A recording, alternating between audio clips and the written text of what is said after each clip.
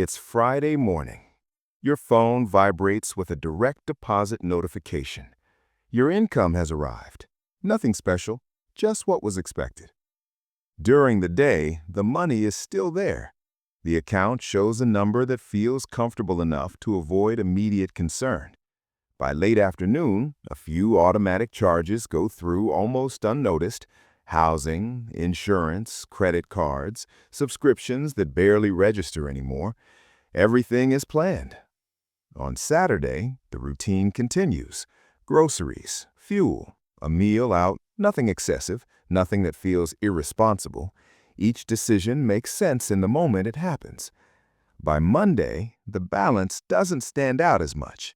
There's no problem yet, just less room. Some decisions begin to require more care, a bit more calculation, a bit more attention. By Wednesday, the money isn't gone, but the margin isn't clear either.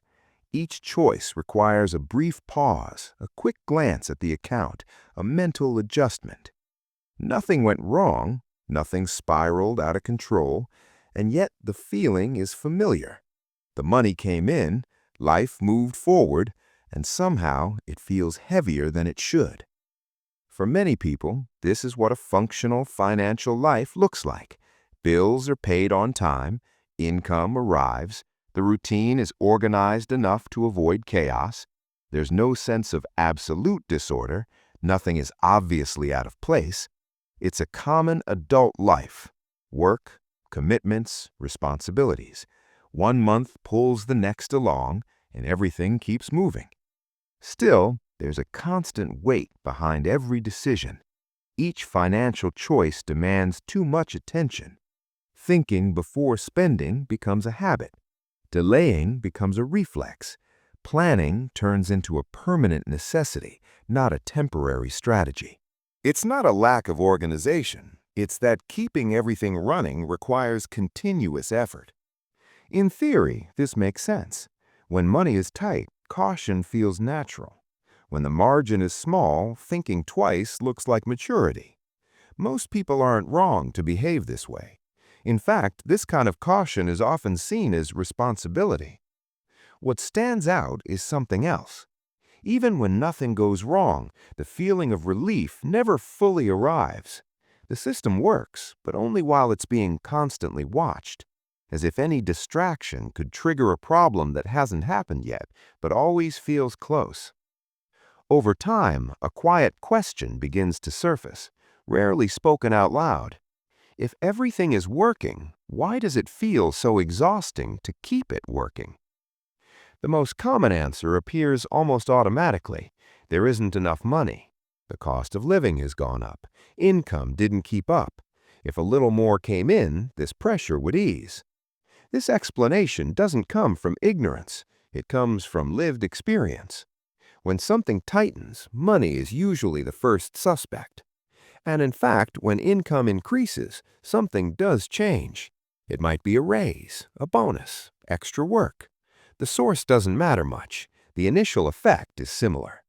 There's brief relief, a sense of progress, a quiet thought that things should become easier now. There's no big celebration, just the silent expectation that some worries will lose strength, that certain decisions will feel lighter, that constant planning will finally relax. But time passes, the routine adjusts. Weeks go by, and without any clear breaking point, the old feeling returns. The weight settles back into the same place. It doesn't get dramatically worse, it just doesn't get better. Decisions still demand attention, money still occupies mental space. The calm promised by the increase doesn't materialize the way it was imagined. This is a curious point because it's rarely treated as a structural signal. When more money comes in and the feeling doesn't change, the instinct isn't to question the system. The instinct is to adjust the narrative. Maybe it's still not enough. Maybe costs rose along with income. Maybe it's just an adjustment phase. This explanation is comfortable. It preserves the idea that money itself is the core issue. If more money didn't solve it, then the solution must still be ahead, just a bit further. There's a certain psychological relief in thinking this way. The problem remains external. It doesn't require a deep review of how life is structured. It simply pushes the solution into the future. Over time, though, something starts to feel incomplete. Not like a shock, not like a crisis, but like a persistent sense that the equation isn't wrong, just unfinished.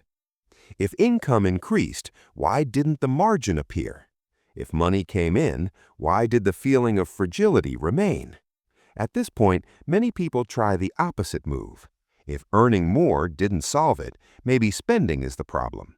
The impulse to tighten control shows up. Cut harder, plan everything, avoid any deviation. For a while, this works. Control creates a temporary sense of order, but it comes with a quiet cost. Every decision requires monitoring. Every expense becomes an internal debate. Financial life stops feeling heavy because of a lack of money and starts feeling heavy because of too much attention. There's nothing wrong with wanting control. The problem appears when control becomes the only thing holding the system together. When everything depends on constant attention, any fatigue becomes a risk. Any unexpected event becomes a threat. At that point, money stops being just a resource. It turns into a permanent decision mediator, always present, always demanding analysis, always asking for confirmation. This is where the idea of leakage starts to make sense, not as a literal image, but as a way of thinking. Imagine a system that receives resources continuously. The volume changes, but the flow exists. If that system has small structural flaws, increasing the flow doesn't fix them. It accelerates the loss. The more that comes in, the faster it leaves. Not because someone is careless, not because discipline is missing, but because the system wasn't designed to retain. When income increases inside a rigid financial structure, the cost of decisions increases as well. More commitments become possible. More layers of maintenance appear. More choices turn into obligations. Extra money doesn't create freedom. It creates dependence. Life starts needing that new level just to keep functioning the same way. In this scenario, the problem was never a specific expense, not the coffee, not a one-time purchase, not a lack of willpower. The problem is the absence of margin. In systems without margin, everything works as long as nothing deviates. A small variation is enough to make everything urgent. Money exists, but it doesn't offer protection.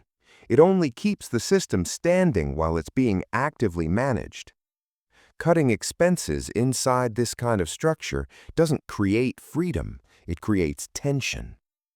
Earning more money inside it doesn't create security, it creates complexity. The sense of pressure persists because the structure keeps demanding constant attention. The mind never rests. And when the mind doesn't rest, any financial system becomes heavy, even when the numbers on their own look reasonable. What truly changes isn't how much comes in, it's how the system reacts to what comes in. Systems with margin absorb variation without turning every decision into a problem. They don't depend on constant vigilance. They keep working even when attention fades. Systems without margin only function under continuous pressure. They require constant presence, constant control, constant effort. When the structure starts to change, something interesting happens. Money stops occupying the center of thought, not because it became abundant, but because it stopped being fragile. Decisions feel lighter, not because they're smaller, but because they no longer carry disproportionate immediate consequences. Planning stops being defensive and becomes just part of how the system operates. At that point, financial identity shifts quietly. A person stops seeing themselves as someone who is always fixing something and starts seeing themselves as someone who built something that sustains itself. Money doesn't disappear from the equation, it simply stops being the emotional protagonist. The original question transforms. It's no longer how much is missing, But what does this system require to keep working? And often the answer isn't about adding something new, but reorganizing what already exists. Perhaps the most counterintuitive part is realizing that more money was never the solution, because the problem was never exactly the lack of it. Money simply revealed, more clearly, what was already there. A system that worked, but only under constant effort. A structure that looked stable, but depended on permanent attention. A financial life that moved forward, but never rested. When this finally clicks, there's no euphoria, no dramatic turnaround. There's clarity, a calm clarity. The feeling that something that always felt off finally makes sense. And often, understanding that alone already lifts part of the weight.